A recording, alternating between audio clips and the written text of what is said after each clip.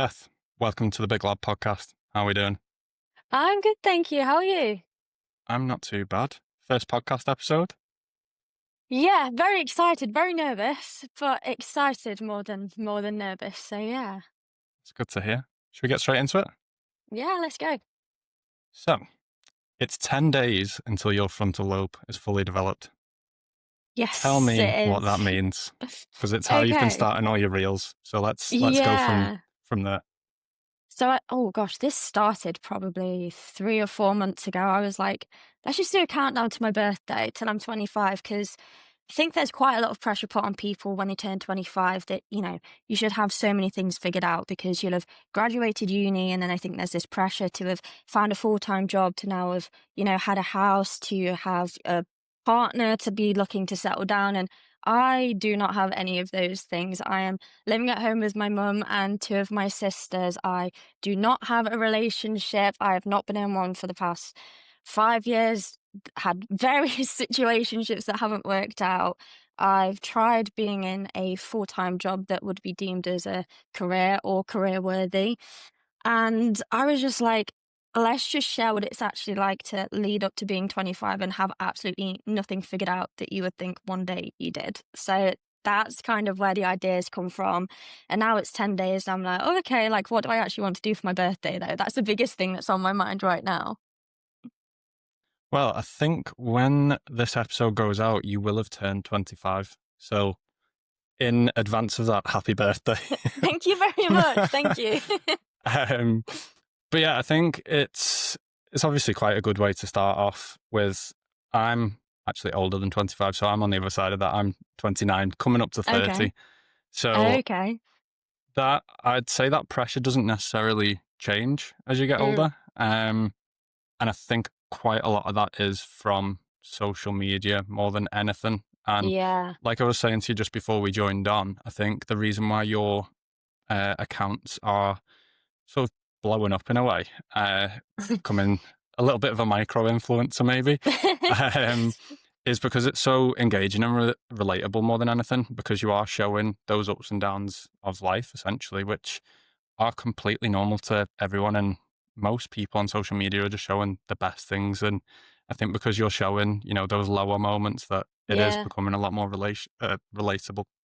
Yeah. Yeah. I think the first video that kind of got the biggest amount of traction was a video of me crying in my car after the gym because I don't know what was kind of going on that day. I don't think it was anything in particular. I think the only way in which I can explain it is, and I'm sure everyone has had this feeling, is you just feel like the weight of the world is on your shoulders. There's nothing specific that has triggered me crying. I've just been like, this is it, kind of. It was like this last droplet that had then just made everything spill over. And I was like, I've just had enough of where I'm at, of what I'm doing, of just my life. I think that day it just didn't feel like my life was mine. And there are times where it still doesn't, because I don't feel like I'm doing what I want to do yet. And I don't feel like I'm where I want to be yet. And to be honest, I don't even know where I want to be.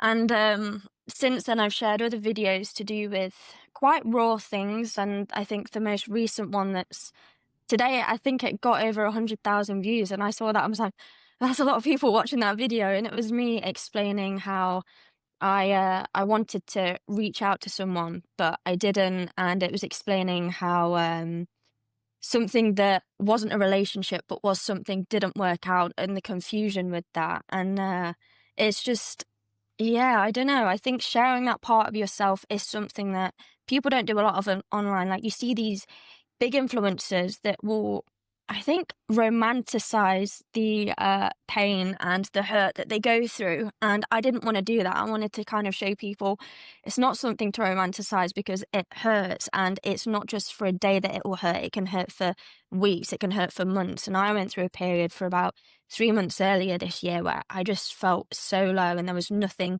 specific that I could pinpoint to that. It was just my life didn't, and at times still doesn't, feel like mine. But I'm slowly learning to appreciate living each day and finding the little moments and the little glimmers, if you will, in each day that just bring me that little bit of joy. Because what I've someone that actually goes to my gym said to me was, and it's something that plays around in my head a lot at the moment, is it's not a bad life, it's just a bad day. And that's something I keep telling myself. And I think it's something that everyone should remind themselves, because it is just a bad day, and you can have consecutive bad days, but it doesn't mean you're going to have a bad life. We just all go through these chapters, and we need to go through them in order to get past them. No, 100%. I agree with that, is that your worst days are still only 24 hours long. Like I say, it is just relatable because people can relate to what you're going through. You're not alone in that. And I think quite often people feel that they're alone in the situations they're going through, but there's 8 billion people on the planet. There's no way you're an individual within that. And it's quite funny Yeah, because I don't know if you've seen some of the previous episodes that I've done. I think it was just a week ago. I did an episode called I don't know what I'm doing, and that's okay. yeah, And I was having that sort of moment because I've been working for the same company for the last 11 years. I've climbed through the corporate ladder a little bit, and I'm in yeah, now a decent position. But I was leaving work the other day, and I was like, what am I actually doing here? Like, do I enjoy it, or am I just good at what I do? And yeah, it, yeah. so don't put too much pressure on yourself, is what I'd say as a 24-year-old. You've still got Yeah, plenty of time to figure out. And even me at 29, and there's people older than me that still don't have it figured out. We're all just winging it at the end of the day. I also did yeah, another episode earlier in the year, which was um, when I went through a good 2 to 3 month period of burnout, like properly mhm, just burnt out, doing too much, trying to do too many things, and just eventually led to burnout. And it led to me being out the gym, not out the gym completely, but maybe once a week, if that at times, for a good 2 to 3 months, which is yeah, completely unheard of for me after being in the gym for the last 14 years. So, yeah, yeah, I think being able to open up and speak about those things is nice for people to almost be able to sympathize with because they're going through similar things. And yeah, like you were mentioning about people romanticizing it, is those people that set the camera up and then like run to the other side of the room and then they're crying. And I'm like, yeah, it's so fake. Whereas you're yeah, very real and raw in terms of the videos that you're posting, is you're just speaking your thoughts. You're speaking about your therapy sessions. You're speaking about what may mhm. have happened in your day. You're not sort of just putting your phone on the other side of the room, running back over, crying and putting some sad Yeah, music over the top of it. So yeah. I think that's the reason why people are, really taken to your content. Yeah, I think with the therapy sessions, the reason why I'm so open about them to an extent is because for the longest time, I refused to acknowledge that I needed therapy. I'd been to a couple of therapists before, but I was like, it's not for me. It doesn't work. It is a load of rubbish, putting it bluntly. To be honest with you, I just thought it's not something that's for me. I don't need help. I can do it all on my own. And it was one of my close friends that used to go to my therapist that said, I really think that you would like her. I think, you should get in touch with her and just see what you think. Because my friends really saw how much I was struggling. And I think I refused to acknowledge that, and refused to acknowledge that I needed to unpack so much from my past and even my present. So I reached out to her over a year ago now. So I've been with her since September of last year. And it was the trigger for me going to therapy was I'd been ghosted basically, and I didn't realize how much of an effect it had on me until I realized that, I guess similar to you, I'd stopped going to the gym, which at that point was unheard of for me. I would get up, go to work, come home, sit in bed, cry, that would be it. And I would not be able to think about anything else. And being ghosted just took up so much of my brain space and the space in my head. And I was like, what did I do wrong? What's wrong with me? And I was picking myself apart, and I was like, okay, like this really isn't good. I'm not in a good headspace. So I reached out to my therapist, and, I said, this is what's wrong currently, but this is also what I've been through, and found that she was the right fit for me. And then I remember going to my first session with her and just breaking down about everything. And yeah, it's been a year now, and I feel like therapy has really helped me, I guess, become a lot more grounded and a lot more accepting of, letting the sadness consume me on days where I actually need to, because I'm someone that does suppress it a lot. Because in this relationship that I last had, it was 5 years ago that I was in my last official relationship, and some of the things that they said to me were absolutely awful. And I remember one of the things they said to me, they said that I was a burden and my existence was a burden, and that is something that still goes around in my head to this day. And what I'm learning is to open up and be honest with someone and be vulnerable with someone isn't a burden. It's actually a blessing to be able to, have that safe space and even to be able to feel things so deeply. So I guess being able to share that online, I guess I want people to know that it's okay to not be okay, putting it bluntly. And I think there's not enough emphasis put on that people think you should have one bad day, pick yourself up, dust yourself off. In some cases, you can. In other cases, I really don't think it's that simple. I think you've just got to let the emotion consume you in order for it to pass. And one thing my mum said to me a couple of weeks ago when I was feeling quite sad was, sadness is a visitor and you welcome it, but sometimes it will just leave on its own. And that's something that stayed with me as well. So I'm very much a big advocate for therapy now. I think everyone should try it, regardless of whether you think you need it or don't. It can teach you so much about yourself, so much about the world, and so much about other people. And I say it's just really eye-opening, to be honest. And I feel very grateful to be in a position where I can actually afford to go to a private therapist, because I know not everyone is in that position. And it comes with certain sacrifices, like, I don't know, not being able to buy yourself a certain top or jumper or whatever it is that you may want to treat yourself to. But I know that, a future version of myself is looking back, thanking me, knowing that I put the work in and it was all worth it in the end. It's one of those things, though, isn't it? If you really want something, then you'll make space to go and do it. You'll sacrifice buying that new top to go to your therapy session Exactly. because you see the benefit of going there.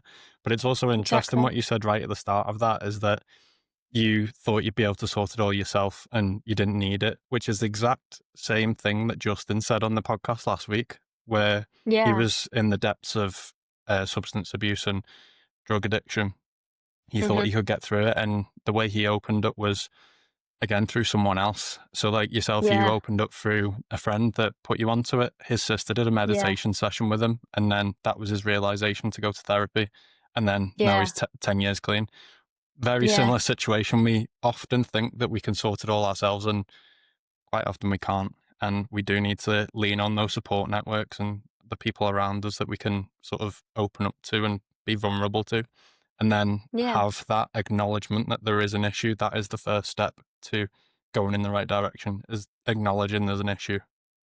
100%. And I think one thing that I refused to acknowledge many years ago was the fact that I was very reliant on alcohol and recreational substances. And it's not something I've spoken about a lot on my social media, because it's a bit of a taboo, if you will, because I was never addicted. I would never say that, because I wasn't. I was just dependent on it because I went through a really rough breakup with a very toxic partner. And then from that, it was in the midst of COVID. And during that, my dad got diagnosed with cancer and unfortunately passed away. So, all of this happening, I felt so much emotion and I didn't know what to do with it. I didn't know how to deal with it. So, all I did was pretty much drink and turn to whatever it is I could to numb the emotional pain, because I didn't want to feel it. I didn't want to feel sad. I didn't want to acknowledge the fact that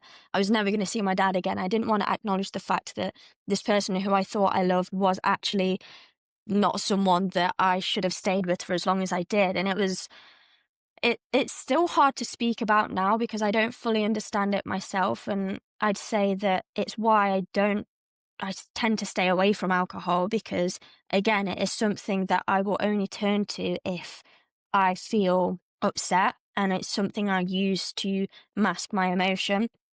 Um, and that was something that I guess took me a long time to actually pinpoint, okay, like, this is starting to become an issue, because there's not a day where you are not doing something in order to escape whatever it is that's going on inside.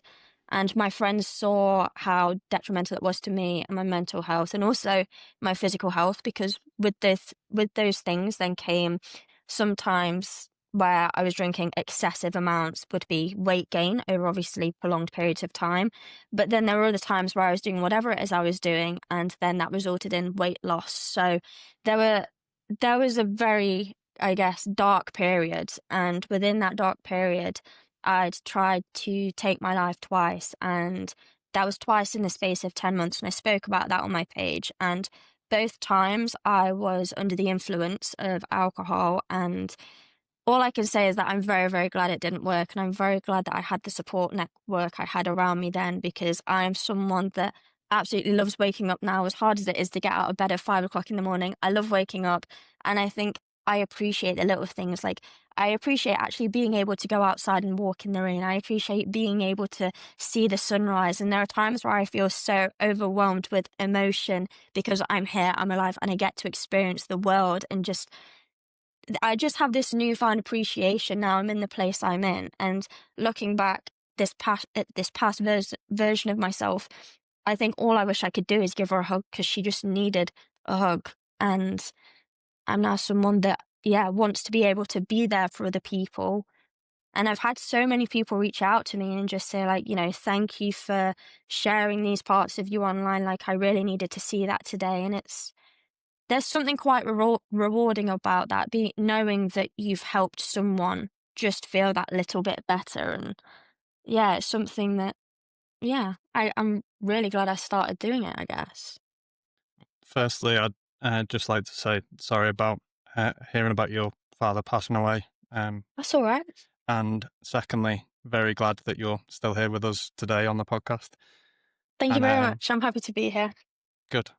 And I was just gonna say, how do you balance being so open about things going on in your personal life and also trying to protect your privacy and well-being? There are certain things that I choose not to share online. So there are certain parts of, let's say, the recent situationship that hasn't worked out. There are certain parts of that I choose to leave out, because I think I want to emphasize that this person did absolutely nothing wrong. And I don't ever want my page to become a place where people think that it's okay to scrutinize a person for their actions, because it's not. And I never want to expose someone to, I guess, any sort of, I'm not really sure what the word is, but it's very hard. There's a reason why I don't mention names. There's a reason why I don't mention pronouns, for that matter. And there's a reason why I keep it strictly emotion based, rather than saying, well, they said this, I said this, I said this. It's just, I'm someone that feels certain things, and I know other people feel them too. And I think that's all people need to know, that what you're feeling is normal. And regardless of what I may or may not have gone through, what you may or may not have gone through, we feel the same way. And I it's very hard, to say the least. And I think you can probably recognize that now, because I don't even know how to explain it without, I guess, pinpointing certain things in my life. And it can be quite hard when I have people reaching out, sending me a message saying, you've really helped me. And then me responding to that, and then trying to carry on the conversation and have other intentions there. And that can be something that's hard to balance as well. But it's a very hard question to answer without being too, I guess, yeah, it's just a very hard question to answer.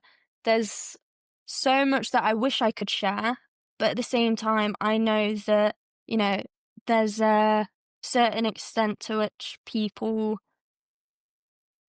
I'm still entitled to my privacy, I guess. And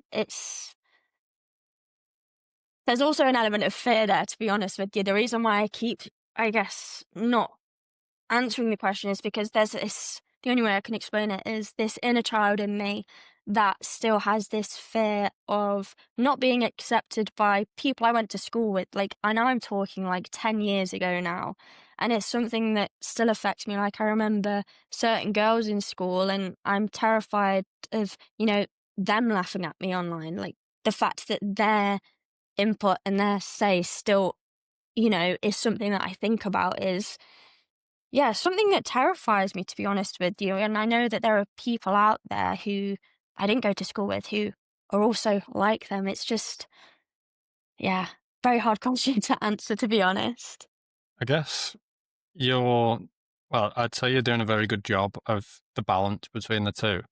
Yeah, And I guess it's you're showing the overarching feelings of what's going on without getting too personal and like yeah, blowing people up online and blaming them for yeah, things and saying stuff. Because obviously, there's stuff that needs to remain private that doesn't need to be said without being able to get the story across. And exactly. like I say, yeah, I think you're doing a very good job. But also, in terms of people saying things, I've had that many a times.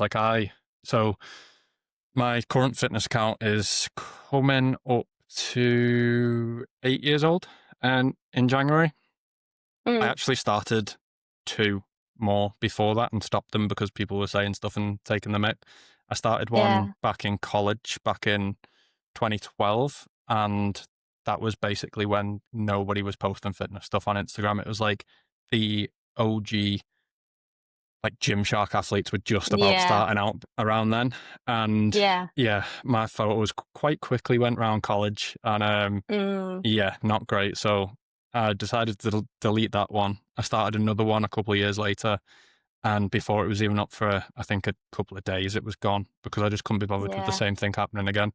And then it got to 2018, and I essentially just blocked everyone I knew and yeah, just created my own little world, basically. And then I said yeah, to myself that because a few people had heard about it and stuff like that, but I basically said that once there was something worth telling people, like a sponsorship or something like that, then I'd sort of let people in on it because then you can't really say anything because I've got somewhere with it. Quite a yeah, lot of people were saying, "What are you doing? Like, it's never going to get anywhere." And then I started the podcast as well, and quite a lot of people said, "Like, why are you doing that? No one's going to listen to it, da, da, da, whatever." yeah, You've just got to do your own thing, and quite often you'll find that it's people's insecurities um, of why they're saying it because they wouldn't do it themselves. Like yeah, quite most people aren't gonna sit in their phone crying to the camera telling them they've had a bad yeah, day, whereas you've got the balls to go and do it, and they don't. Which is yeah, most of the time why they're taking the mick because it feeds their ego a little bit and makes them feel yeah, better. And if that's something that makes them feel better about the day, then it says a lot about them as a person. So exactly. if I were you, I'd just crack on because I always think what would have potentially happened if I'd have kept my first fitness account. Yeah, We'll I never get know. what you mean. I get what you mean completely because, excuse me, similarly to you, I back in sixth form, I I had a I don't know kind of what gave me the confidence to do this, but I'm quite a musical person, and back then I was writing songs and producing them myself. And then one day I thought, I'm just gonna play my guitar and sing one of my songs and upload it to YouTube. And I did, and I got some good feedback from it. I wouldn't say I ever received any negative feedback while I was in sixth form, and at least I didn't hear about it anyway. But it was only when, again, this ex-partner had, seen it, and at the start they were very supportive, but then further into our relationship, they'd, listen to one of the songs in front of me, which I absolutely hate doing. Like, I hate listening to myself sing, but that's something they did. And then there was a slight voice crack that I didn't even notice. They did.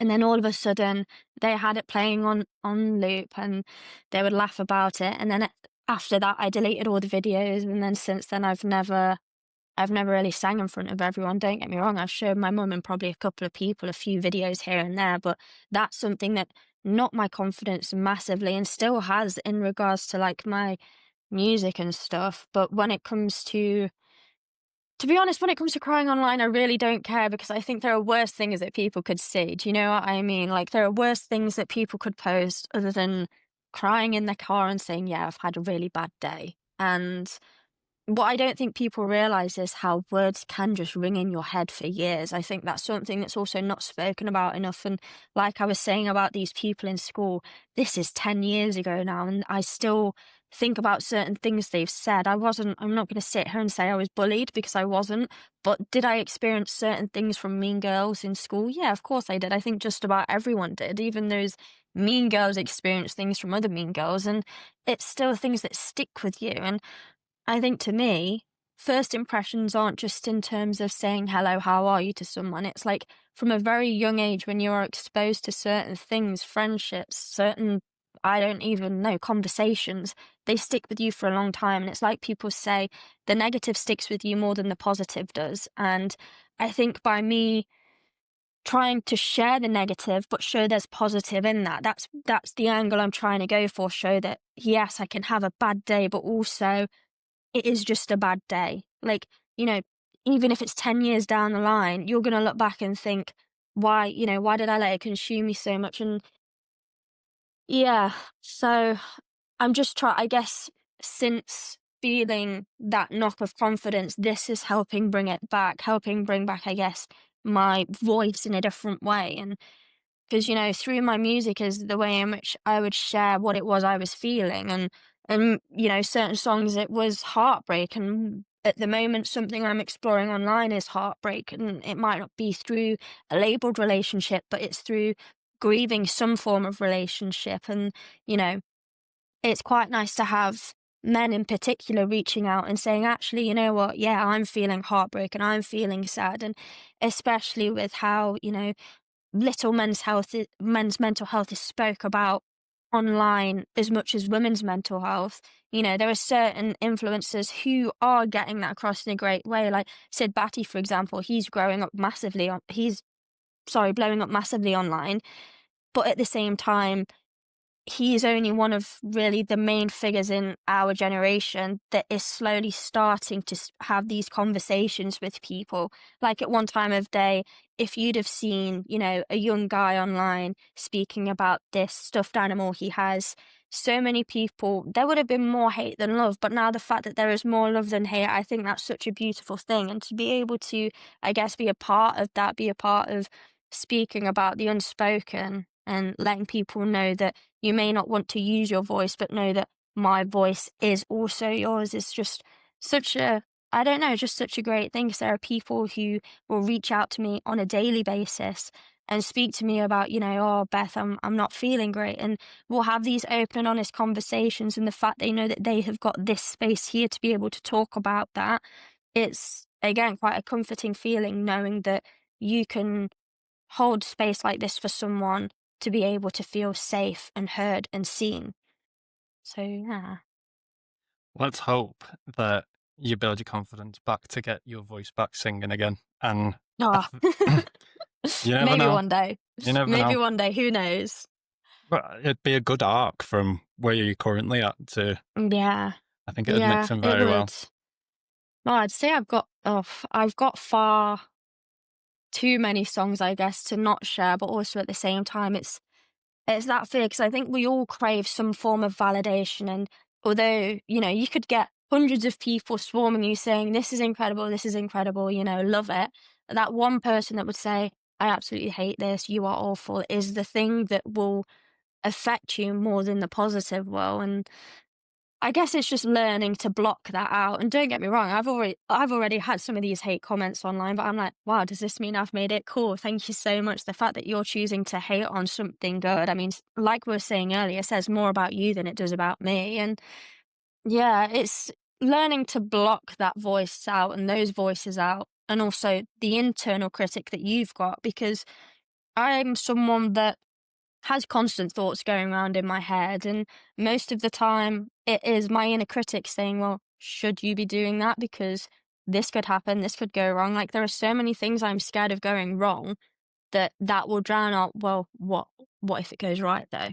And it's learning to find the what will go right. It's almost like trying to find a needle in a haystack, trying to find that one positive and pour that out and focus on that as opposed to all of these negatives. And I'm learning to do that. Like I've said, therapy has grounded me so much and has taught me to do this. And if I can at least help one person do that with my page, then I'm doing something right. And that's all I can hope this page will do, just help people in any way that they need it. I'm sure it is. But just going back to what you were saying about the one negative comment being the thing that stands out, I think that's just the way the human brain works. But Yeah. you've either got to, like you say, block it out, delete the comment, or just laugh at it. Like I had a Yeah. TikTok recently, which honestly, it's absolutely ridiculous. I was Mm. walking down, I went for a walk on my lunch and it was 16 degrees. So I was in t-shirt and shorts because that's pretty warm. Yeah. And I walked past someone that was wearing like a big, massive parka, a woolly Oh hat. God. And I was Yeah. like, I can't be the only one that thinks this is crazy. And like the amount Yeah. of comments is absolutely ridiculous. Like it blew up for me. Not quite Yeah. 100,000 views like yourself, but it did quite a lot. And literally the amount of comments on it, which were like, I've just laughed and took the mick out of them in the end because it's just Yeah. hilarious. But Yeah. I've got people calling me all sorts. I'm like, but then there's also people playing the victim card, which I Yeah. found mental because they were like, "Oh, what if they have this disease?" And I was like, "That affects like a very small population. Like, Yeah. why would that be the first thing that Yeah. comes to your mind? Like, they're just in Yeah. a coat. Like, they're like, yeah, but what Yeah, if they exactly. have this?" And I'm like, "Slow down. It's Like, not that deep. It's really not no, that deep. yeah, they've just got a coat on. Like, why would you jump straight to a disease that affects like I Yeah. looked at one of them, it was like 0.1% of the UK are affected by this disease. I was like, I flipping heck. The person who Jesus commented it Christ. probably is. That's probably what it was. Well, that ended up being it. So they were like, "Well, I've got this," Uh, and I'm like, that happened 3 or 4 times, I think, with different diseases oh, or flipping heck. conditions. Yeah. I was Yeah. like, not everybody's got what you've got. Like, chill out. Yeah. Yeah. But yeah, and then there's other people in there having a laugh. But yeah, I think you've got to take it for what it is. Have you seen those videos recently where it's like, why do you care so much about people's opinions? And then it's like them zooming out further and further, and it gets to like the Yeah. You world see and then like the the yeah. universe. Yeah, I think Yeah. that's what you've just got to think. Like, if you want to post your music stuff, post it. Turn the comments off Yeah. if you want. Yeah, see that's something I haven't thought about doing. I Put it mean, as a I think background music to one of your speaking videos to just this sort of yeah, this is what creep my it in. mum said. This is literally what my mum said. So it's not just a case of like I write songs and sing them. It's a case of one of the biggest things I find is I feel, and again, some people I know are going to be like, what the heck do you mean by this? But I'm very much someone that feels music very deeply. And the only way I can explain it is I feel it in my soul, if you will. And I'm very good at describing what a song looks like in my head and painting a picture of that. And I'm also very good at describing what a song feels like. And that is then where I turn to my music and the instruments I play to be like, oh, okay, don't feel great right now. Let's go play how I feel. So, for example, the piano is one I turn to massively to be able to play how I feel. And there's just something just so, I guess, I don't even know how to explain the feeling. I think musicians will understand it when I say, like, you just feel it on a whole other level. It just completely captivates you and you get lost in it. And being able to, there's a one piece of music that I wrote years ago just after my dad had passed that I still play now because it is something that just captures what it feels like to grieve someone and to feel like, but I didn't get that much time with you. I only had 19 years with you. Like my dad was young when he died. He was, he was 48. He was a dad of five, and 48, you're like, you see some people who have grandparents who are in their 90s, and I'm like, I think about all the things I didn't get to do, and then what this composition does on the piano is it almost plays what it will feel like in the future to not have my kids call him granddad, to not have him walking me down the aisle, to all the things that we didn't get to do. It almost just gives you that feeling of flipping heck, like this is what it means to grieve now and to also grieve the future and to also grieve the past because I play football now, and I've played it since I was about 12 years old, and my dad would take me to and from football training, and he'd then take me to football matches on a Sunday, but I'd never let him stay and watch. I'd say, "No, you can't stay. Go away. I don't want you to watch." Because I get embarrassed because I'd be like, "Oh, what if I miss the ball? Oh, my dad's gonna embarrass me because he's gonna be shouting on the sideline." And I look back and I'm like, I wish I'd have let him come. And now when I am playing football, I just think, I wish he was here. And, being able to just play something that just sounds like how you feel. There's just something magical about it, is the only way I can explain it. And if, I do get the confidence to record it one day and put it to, one of my videos, I'd like to think that other people would be able to, I guess, listen to that piece of music and think, oh, flipping heck, this really makes me feel this way, or it reminds me of this or X, Y, and Z. And yeah, maybe one day we'll see a little bit of Beth's music somewhere. Who knows? Who knows? I'd love to hear it. I guess it gives you a way of expressing yourself in ways that Mm, words can't. exactly that, because I'm someone that does struggle to really think about what it is and how I want to articulate how I feel. And although I'm very good at saying that online, there's a reason why in my videos I do have to cut them a lot, because there are times where I'm like, I don't even know how to describe this feeling because words can't even describe what it is.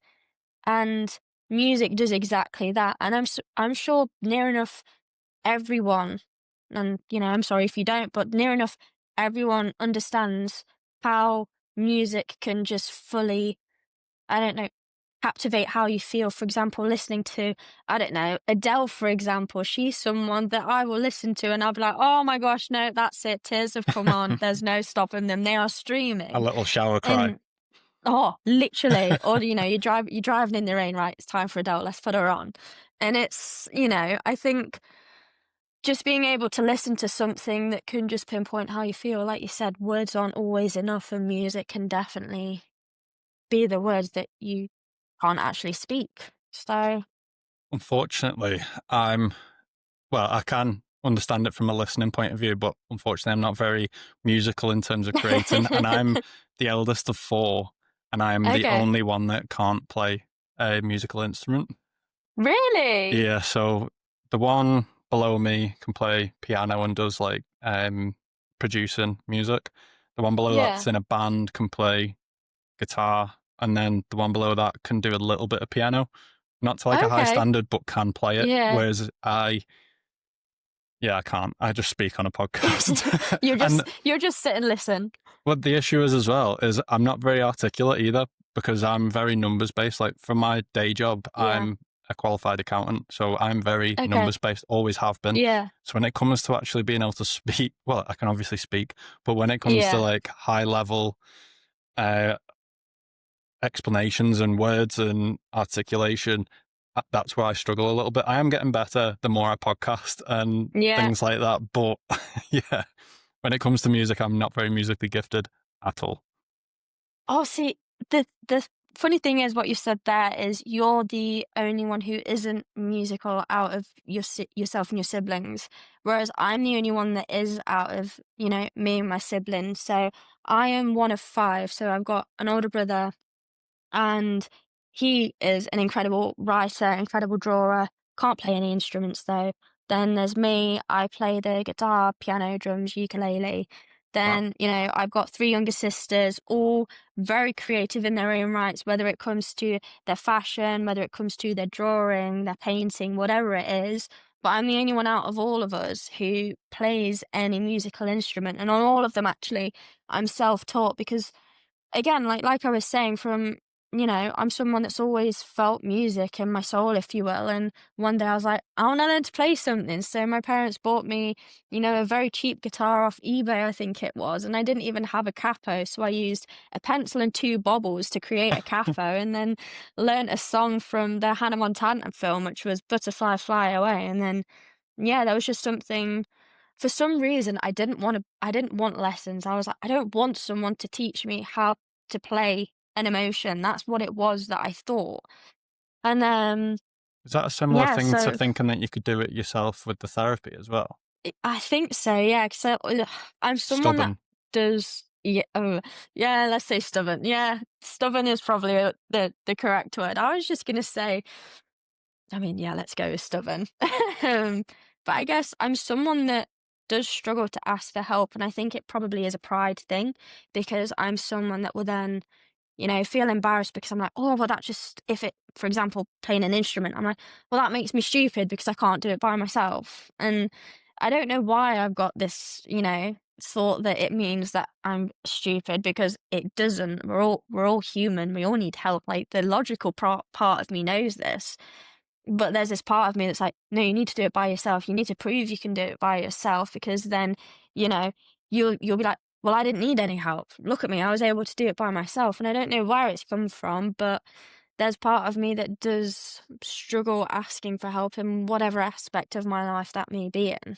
And I don't think you're alone in that though, because mm, most people feel like they're being a burden to people when they ask for help, whereas you'll yeah. find that most people are more than happy to help more than you could ever imagine. Yeah, exactly. Like I'm someone, if someone comes to me and asks for help and whatever it is they need help, and I'm like, oh my gosh, yeah, let's do it together. And I'm very much like, the one thing I hate is would be for anyone to feel like they are a burden asking for help or feel like they are stupid for asking for help, because I don't think that's the case at all. I think we all downplay how much we all need help.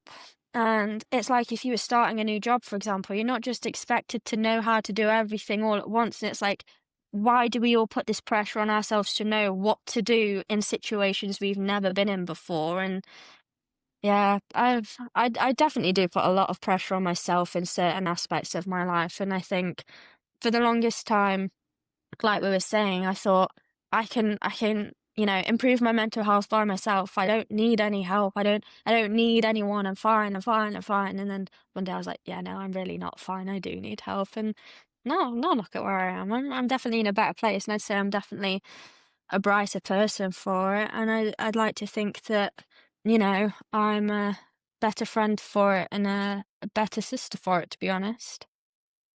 Like we were saying right at the start, acknowledgement's the first step to Yeah, progressing. exactly. You recently posted about anxious attachment and inner peace. What did you Yes. mean by anxious attachment can be a heavy burden to carry, but it's not a reflection of your worth? So, isn't it as someone that has an anxious attachment style in regards to friendships and also in regards to romantic relationships? I am someone that is constantly thinking, flipping heck, what have I done wrong? They've replied in this way. Oh my gosh, like, I said this 2 weeks ago. I need to make sure that they know that's not what I meant. Or, I've got this constant, I guess, fear of people thinking that I don't know, or more me thinking rather that someone's gonna leave and that I need to prevent everything I can. I need to do everything I can do to prevent them from leaving.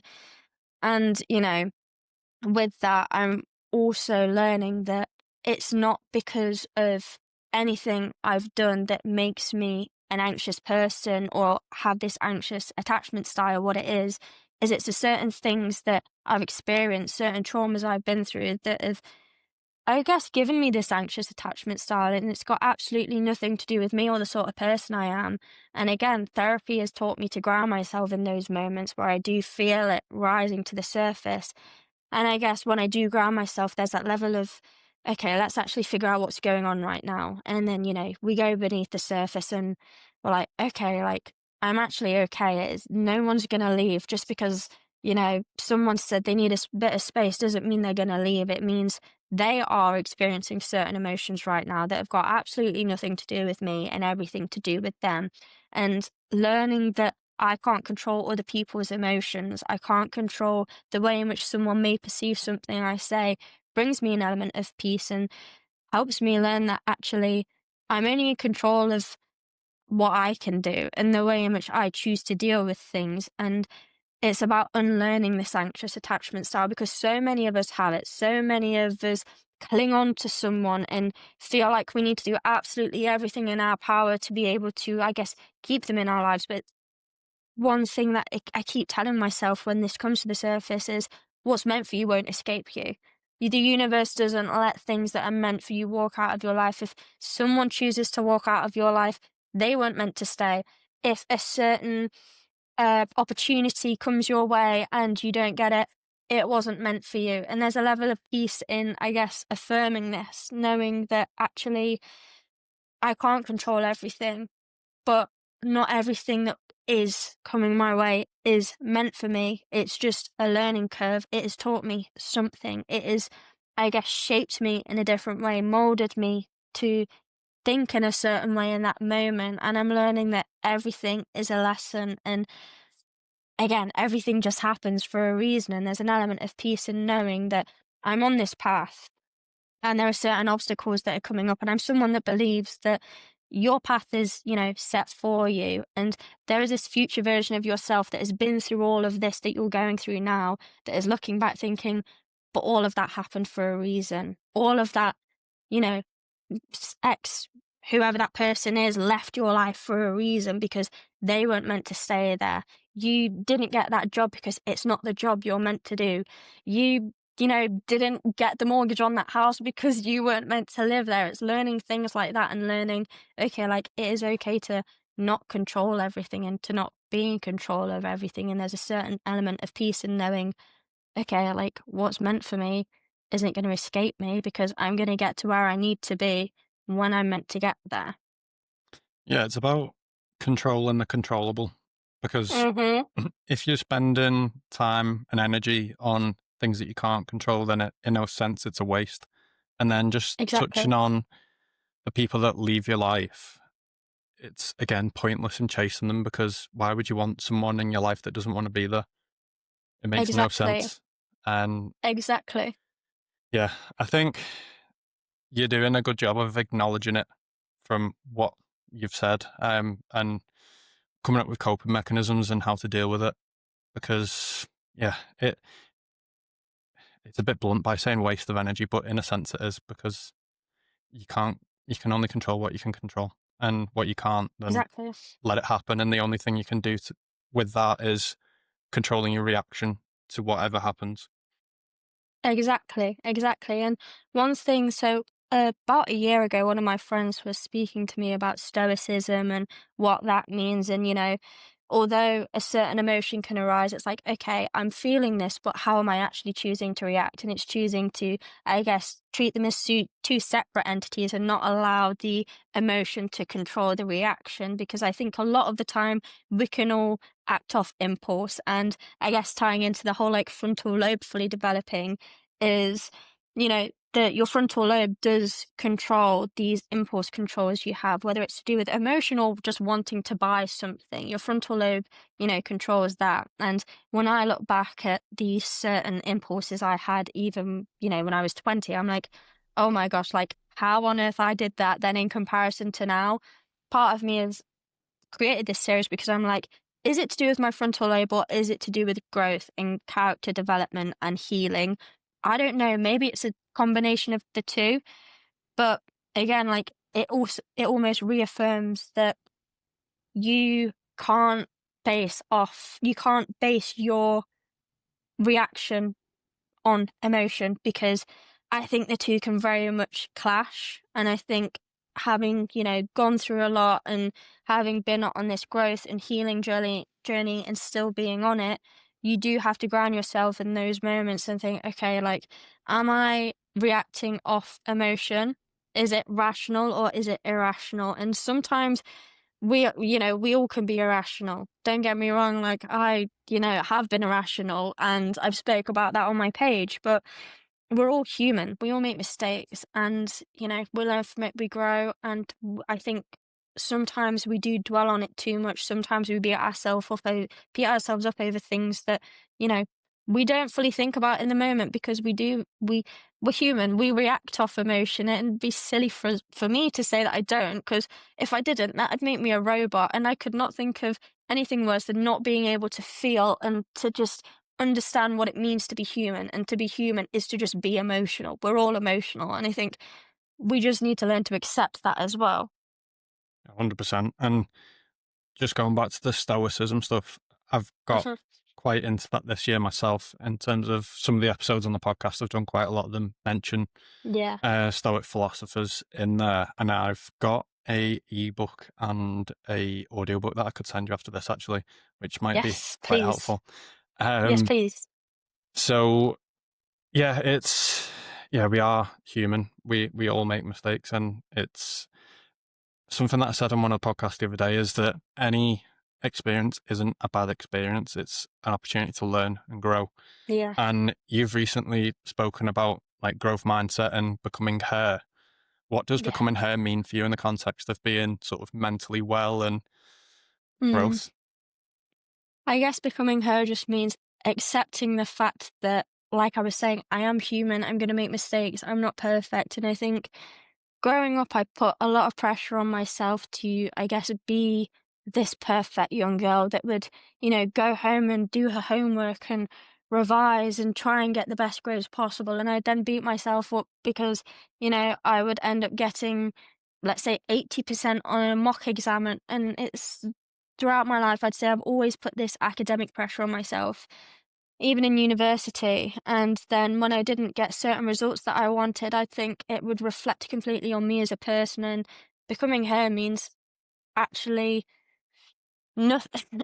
Exams mean absolutely nothing. Like when it comes to, and again, this is going to be quite a morbid thing for me to say, but when it comes to your funeral, people aren't going to be saying, yeah, she did flipping fantastic in geography A level. They're going to be saying the kind of person you are. They're going to be saying, how kind, caring, giving you were and how funny you are. And becoming her means to become someone that people want to be friends with, becoming someone that is approachable, becoming the best version of myself, and I'm someone that thinks so far into the future, becoming the best version of myself that is gonna be an incredible mum very, very far down the line. Don't get me wrong, give me at least 10 years before I become a mum, but like being, this mum who my kids will feel emotionally safe with and say, Mum, I feel really sad, and just crying. And I guess just becoming someone that understands what it means to be emotional and for that to be okay. Because I'm someone that, even now, as much as you see me cry online, I absolutely hate crying. And,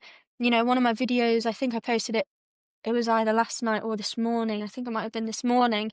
And I was in a therapy session and we were speaking about certain things that had happened. And it brought a lot of emotion to the surface, but for some reason, I just couldn't let my tears out in the session. I went silent. I quite literally could just feel the lump in my throat and chose not to speak because I didn't want to cry because it felt like a weakness, and it wasn't. And then after my session, I got in my car, started speaking to the camera, and that's when it started to really come out. And I was like, I'm going to record it, whether I choose to share it or not, who knows? And then I decided I'm going to share it because not every therapy session is a great one where I'm going to come out feeling absolutely fantastic. Yeah, life's good, life's great. It was one of those sessions where I was like, actually, I'm really sad. There are moments where life can be really sad, really upsetting, really overwhelming. And again, going back to what does being her mean? It means understanding that it's okay to cry. It's okay to be emotional. It doesn't mean that you're too much. It doesn't mean that your emotions are too big. I don't think there's ever such a thing as your emotions being too big because I think it's such a beautiful thing to be able to feel so deeply. And I think a lot of us are told that, we can be too emotional, especially I guess as there's a stereotype around women being too emotional, being too dramatic. And I'm like, you want to call me crying online dramatic, cool. That's your perception of it. But my perception of it is I'm someone that's being emotionally vulnerable right now, creating a space where other people can. And I guess being her is just being someone that is human and is okay with being human. Well, it shows emotional maturity, doesn't it? At the end of the day, if you can Mm, acknowledge how you're feeling, and if that is needing to cry, then let it out, I guess. Um, exactly. have you got it in a sense mapped out of how you want to become her, like what you need to do and what you need to be to get to that point, or is it a ever moving target that's sort of growing? Oh, it changes every day. It changes every day. I can tell you one thing I don't see her being, and it is being in Costa still. And oh, sorry, I shouldn't say Costa. Being working where I am working still. Working in a coffee shop. Yeah, working in a coffee shop, there we go.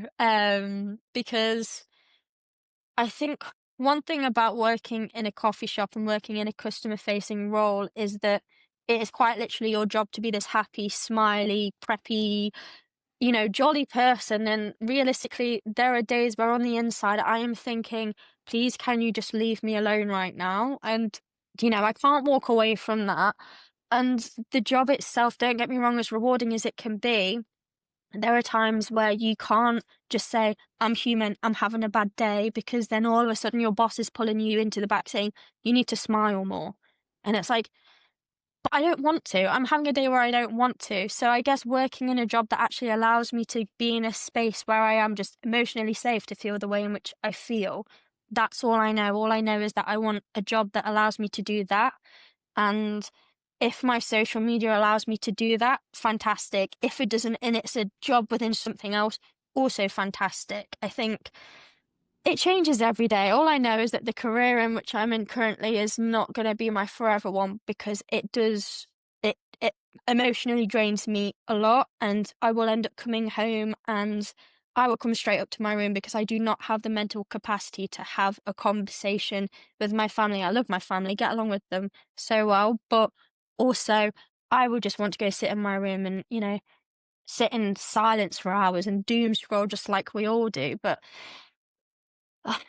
it's a journey, and I don't it's an ongoing journey, isn't it? And, I just think all I wanna do is be happy and healthy, and that's all I know, that the journey is gonna consist of, just me being happy, healthy, and that, I guess.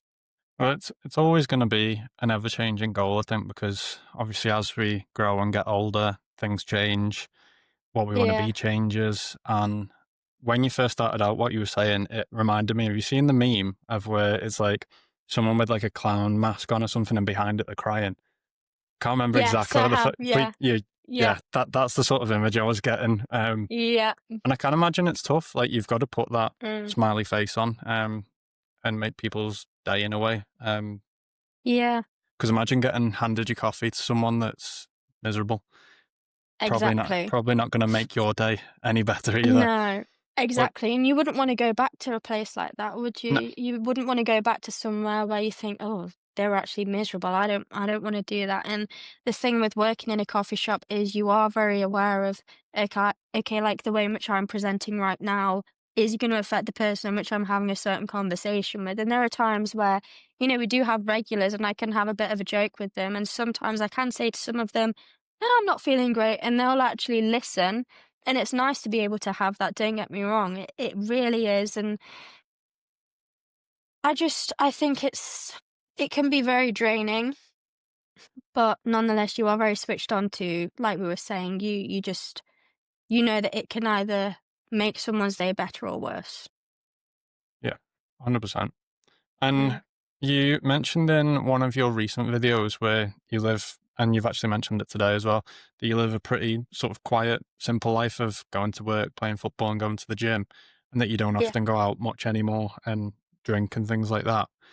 Mhm. And I think you said in the video that you were enjoying being single at the moment, and you've obviously spoke about the situationship that you've had.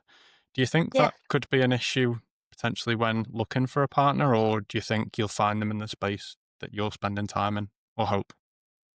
I think it's a difficult one, to be honest, because I don't think part of me is like, yeah, I wouldn't have any issue with my partner drinking, but then I also know at the same time, I have a lot of worry when it comes to whoever I'm seeing going out and drinking and being in environments where there are other people who I know could approach them and show interest in them. But I know that that is purely to do with, again, my own anxious attachment style and my own insecurities. So it would be something that I know that when I'm in the right place and when I, have worked on these insecurities and have more security within myself, that I wouldn't have an issue with. And I'd like to think that one day I'd be able to find someone who I can go out for a glass of wine with and just know that that one glass is enough and that'd be it, because I'm someone that loves a glass of rosé. I will hold my hands up and say I love a Zinfandel, but also at the same time I know that, you know, how easy it is for me to slip into the habit of oh, well, let's just have one more. Oh, we might as well just finish the bottle. And, it's that kind of thing. And the thing that affects me the most when it comes to drinking, and then the, repercussions, I guess, of the day after, you have this anxiety, if you will. And then I'm someone that feels my anxiety a lot physically in my chest. And, I get those heart palpitations and then it consumes me. But I think that aspect of things I know I will have, whenever that may be, when it comes to meeting the right person, they will also understand that, when it comes to boundaries, okay, like Beth isn't, uh, what's Party the word? goer. Exactly. I'm not a party goer. I'm someone that I actually went to a club last weekend and I absolutely hated it, to be honest with you. All I could think of, I this did see is that in your absolutely story. disgusting. Yeah, this is absolutely disgusting. Like, get me out of here. I hate it. Like, it was, yeah, so noisy. And I'm like, to say I sit at home most nights in my quiet bedroom catching up on Bake Off, like, this is so different for me. I absolutely hate it. And, it's not something that I enjoy, but they'd know that, okay, well, Beth doesn't want to do that. Why don't we, go for an evening walk? Why don't we go for, I don't know, a hot chocolate, something like that? I'm very much someone that is into the wholesome activities. And I guess I want to meet someone, I guess naturally, if you will. I'm someone that's tried dating apps and all that, and I think they are absolutely awful because I feel like I'm online shopping for a partner. I hate it. I'm basing, wanting to date someone off the way they look. And I understand that appearances, can play a big part in people's relationships, but also at the same time, you could be the most beautiful person on the planet, but if you cannot make me laugh, please, like, go find someone else. Because if you're not here making me laugh and I'm just here straight face, like, what is the point? If you can't make someone laugh, if you can't, make them laugh, be their best friend and have all of that, how am I supposed to to know someone off a dating app? Like, I would rather build something from the ground up with someone.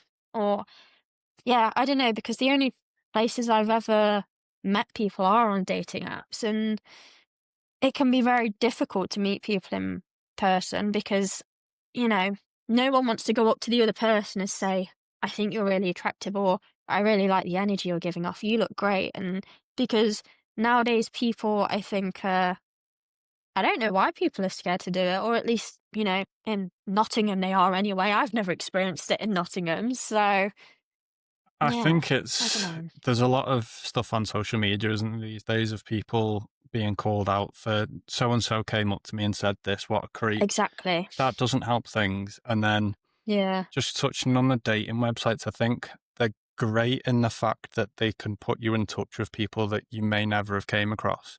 But at the Yeah. same time, it's showing people so many options that they're almost thinking, right, I've got these 10 boxes that I want them to hit. They Yeah. only hit 8. So if I keep going, I might find the 10. And it's just that perpetual thing of Exactly. not being able to compromise on things. And then you, like you said, you're only getting that surface level whilst you're speaking Yeah. over like direct messages. There might be someone that you come across that you may say no to, but then if you met them in person, you might get on like a house on fire, but you'd never know because you never Exactly. gave it a This is chance. it. Exactly. And, don't get me wrong, I'm someone that I can come across very eager and I will hold my hands up to that. And that is because I would prefer, if I have met you online, I would prefer to meet you within the space of speaking to you, in the first week, because then I can understand, okay, do we actually get along? Is there a genuine connection there? Or do I just like the way you're looking and enjoy the attention you're giving me? Because I'll be so real, more often than not, I think these days people enjoy the attention they get from people online and don't actually understand whether they do or don't have a connection. It's that false dopamine hit you get from, oh, they've messaged me, oh, okay, they've complimented me. And then it's building that, and then you build these, pathways in your brain, and you become addicted to the dopamine hit you get from a message rather than, okay, but like, is there a connection there or not? And I think dating these days is so hard because I don't think many people date with intention. And I think most people will tell you what you want to hear, not what their intentions actually are. And, there are a few people that have actually opened up to me on Instagram and said, this one girl recently actually said, "Oh my gosh, I've just been on a date," and I was really honest with him. I said that, these are my boundaries. I am dating with intention. What are your intentions here? And he was on the same page.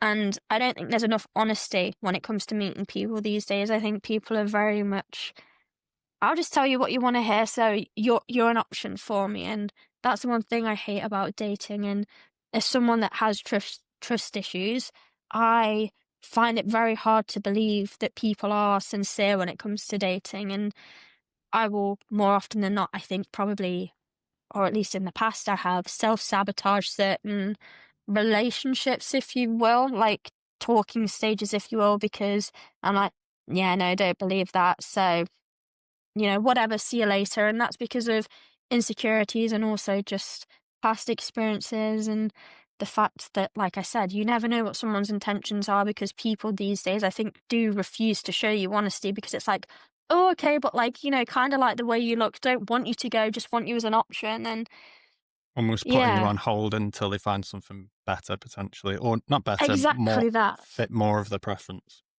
Exactly that. And then, 2 years down the line, you end up getting a message from them, and it's like, whoa, where did you come from? Why have you just respawned? This was not on my bingo card. And, it can be, dating is just so confusing. And I think right now, because I'm in a place where, I've only just recently come out of something that was, it felt very real to me. And I think that has almost made me, the situationship made me see kind of the insecurities I had and how much work I have to do on myself before I can even consider, wanting to date again. Because I'm very aware of the fact that I carry a lot of baggage from past relationships, situationships, whatever. And in order for me to work on that, I need to date myself and be secure on my own before I can even, think about, okay, like, do I actually have the emotional and mental capacity to, start meeting people?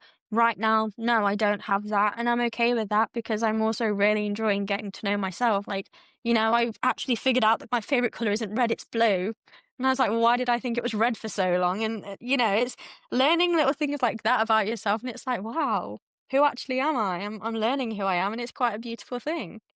You took yourself on a solo date as well, didn't you? Was it last week or Oh the my gosh, week before? yes, I did. Yeah. Yes, I went to the cinema, and I it was find it really weird sitting mad by how myself. many people won't go to the cinema on their own. I was the only one there by myself, but I was like, okay, this is pretty cool though, because I'm not having to share any of my food with anyone. This is fantastic. But oh, what was the film called? Before You, After You? What was it called? Oh, it's a Colleen Hoover book. I couldn't tell Couldn't have you been what a it good was. one. No, no, exactly. It was very the only so I'm nearly 25. I felt like I should have been like a 14 or 15-year-old watching this film in order for me to enjoy it. Because I was like, oh, but like relationships aren't actually like that. This isn't how it works. This is kind of ooh. But there was, again, like, going on the date, solo date itself, it was peaceful. It was very peaceful. And there's something so, I don't know, liberating about just going somewhere by yourself. Initially I was like, oh my gosh, everyone's going to be staring at me. Everyone's going to be thinking, ha, she's on her own. And I was like, actually, no one's looking at me. No one even cares. For crying out loud, I had my phone out and was recording myself. And I think no one actually looked at that either. It's, you're creating these false scenarios in your heads, and, you know, no one actually cares. Realistically, no one cares. You care more about what other people think than what they actually do think, to be honest. And Well, the thing is, they've I got their do own things going on in their own lives, and exactly. we often make these situations out way worse in our head than they actually play out.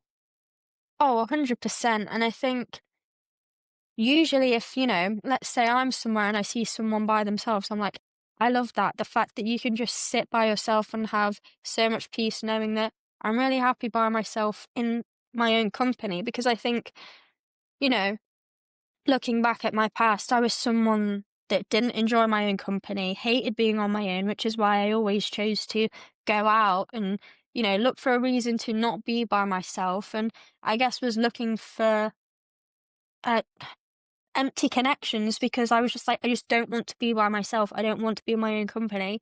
But now, fast forward however many years, I'm like, I love being by myself. It's actually a struggle to go and meet people now. It's You've such gone a beautiful completely the other thing. way. Yeah, exactly. I'm like, please, no one speak to me. No one come near me. Let me be by myself. But I think even if you're in a relationship, go and take yourself out. Go and date yourself because the more you do that, the more you actually have, I guess, a lot of inner peace. You find Because out a lot about now, yourself spending time alone as well. exactly, you find out that your favorite color isn't actually your favorite color. And I was like, How this did was you like a find this big out, by the way? revelation. Oh, okay. So I think you can, I'm not sure if you can tell, but I'm someone that does go a lot, bases things a lot off how I feel and how things feel in, I get putting it, I don't know if you'll understand this, but feel in certain parts of my body. So, for example, I pinpoint where I feel certain things. So, if I feel, I don't know, like anger, I can feel it in a certain point in my head. Sadness, I can feel sometimes in my chest, in my throat. And, anxiety is again like on the left side of my chest. But anyway, to my favorite color, whenever I look at the sky and see a certain shade of blue, there is just something in my chest. And the only way I can explain it, and this is probably going to sound very like, what are you on about? But it's almost like just a warmth. I feel a warmth in my chest when I look at the sky and it is a certain shade of blue. Red, I don't get that feeling. Red, I'm like, yes, red. This blue, I'm like, oh my gosh, it's blue. And yeah, I was like, why am I telling everyone my favorite color is red when I feel absolutely nothing to do with it? And By if I any was to have chance, the are you a two colors, Nottingham Forest fan? no, Oh, actually. okay. So it's not even to do with the football kit. No, it's not. I mean, to be fair, the first ever football game I went to was a Nottingham Forest game, so maybe it's that. Maybe it's that in the back of my mind. But to be fair, I do support Arsenal women, so maybe that's what it is. Maybe, that's what it is. But if you were to hold the two colours next to each other, I'd pick blue over red. So why I'm telling everyone, yeah, it's red, I don't know. But it's blue, which is why I painted my room blue. I'm not sure, you probably can't even tell on camera, but I was like, yeah, let's go paint my room blue now. So I did. I'm glad you found that out. I know, it was like a big revelation. I was like, wow, this is fantastic. I know who I am now. Throwing all your red clothes out and swapping them for Yeah, blue. I was like, oh my gosh, no, get these out right now. Right, let's move on to a couple of quick fire questions. Okay, So, what's one resource that's helped you the most in the past year? journaling. 100% journaling. Like being able to just write something down and get it out if I can't speak to someone. Just being able to write it down. Would you say that your Instagram has also became a bit of a journal as well? 100%, 100%, because I think I can only, when I write, it feels very formal. Whereas, speaking, I just absolutely, word vomit, if you will. And doing that to the camera has allowed me to just speak, speak about emotions in a different way. Because in a journal, it's very factual. It's very, I feel this way because of this. Whereas online, I'm like, I have absolutely no idea why I feel this way actually. Because although this has made me sad, for some reason, there's a level of anger there. And people get that you can feel multiple things at once. Okay, that's good. And Thanks. then a mantra or line or quote that you repeat when you're feeling overwhelmed. It's just a bad day, not a bad lie. It is true. It is true. Something that you're looking forward to in the next 6 to 12 months. Oh, what am I looking forward to?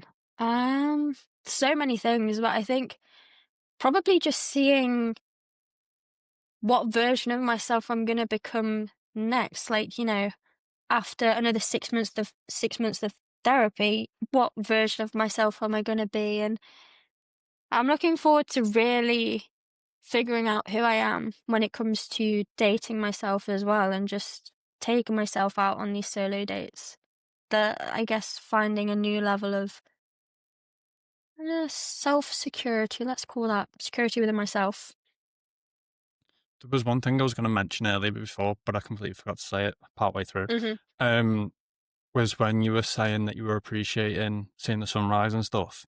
If you've not done it Yeah. yet, go and see the Snowdon sunrise from Everyone's the been sun. saying that to me. I've done it 4 times. So It's the only have way. you? Yeah, it's the only way I've done Snowdon is for sunrise. What time do you have to get up though to see the sunrise? Like to set off, I Complete, mean. completely depends on the time of year. Okay, Obviously, the what if sun oh rises at different times. I've yeah. usually gone, I think it's May bank holiday Mm, or August bank holiday, and I just pull an all-nighter. So okay. I'll leave mine. So I'm just outside of Liverpool. So it's about Yeah. an hour and a half for me to get there. I'll leave here about 1 a.m., get there for around half 2, 3 o'clock, and then set Mm. off to get to the sunrise for 5:30ish. Oh, okay, that's all right then. Yeah. I was gonna say I don't think I want to go in like November, December time. No, I'll give it. I would avoid Yeah, it. I'll give I would it. avoid it. Wait a little bit. I have been asked multiple times whether I'd ever do some sort of like walk event or run event or Mm, like climb Snowdon, and I don't know. We'll see. Maybe I think something you for should. next year. Maybe. We'll see. I don't know. May Bank holiday. Expect to see something. Potentially. Stay tuned. I'm not promising anything because I don't know how it'd work if anyone got injured. That'd be the last thing I'd want. Oh, But everyone has to sign a consent form. Is it a yes, consent form? like a waiver. Yeah, yeah. We'll see. Who knows? That could Who be in the next knows? 6 to 12 months. But yeah, like I say, I've done it 4 times, so I might as well go a fifth. Yeah, exactly. If you could send a message to your younger self, what would it say? Be kind to yourself and be patient. Very simple, but very Hmm. clear. Yeah. And final one for the listeners, what is one actionable step that they can take today if they feel like their mental health is quietly suffering? Speak to someone. Tell someone you're not okay. It doesn't have to be in immense detail. Just say, I'm not okay.